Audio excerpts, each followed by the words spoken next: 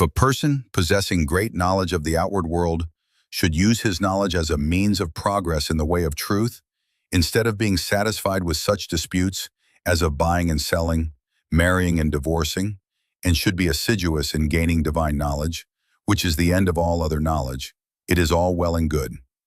His knowledge of the outward world will give him strength in his course, and will serve as a guide to him in the way to eternal truth.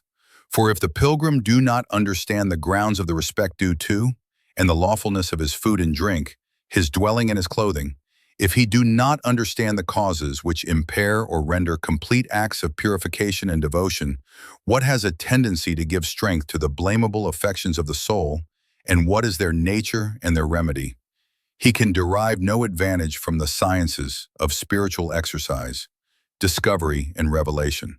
In short, to an ignorant pilgrim, the least doubt may operate as a hindrance in his course for many years. There are, however, in our times, certain weak persons and indifferent to religious truth for the most part, who in the guise of fees, after learning a few of their obscure phrases, and ornamenting themselves with their cap and robes, treat knowledge and the doctors of the law as inimical to themselves, and continually find fault with them.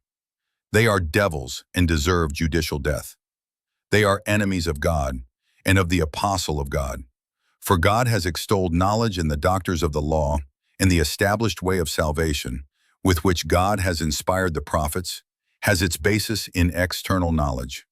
These miserable and weak men, since they have no acquaintance with science and no education and knowledge of external things, why should they indulge in such corrupt fancies and unfounded language?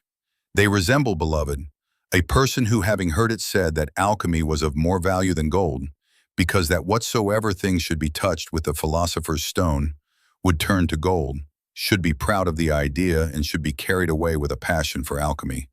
And when gold in full bags is offered him, he replies, "Shall I turn my attention to gold when I am dissolving the philosopher's stone?" And he finishes with being deprived of the gold, and with only hearing the name of the philosopher's stone. He becomes forever a miserable, destitute, and naked vagabond who wastes his life upon alchemy.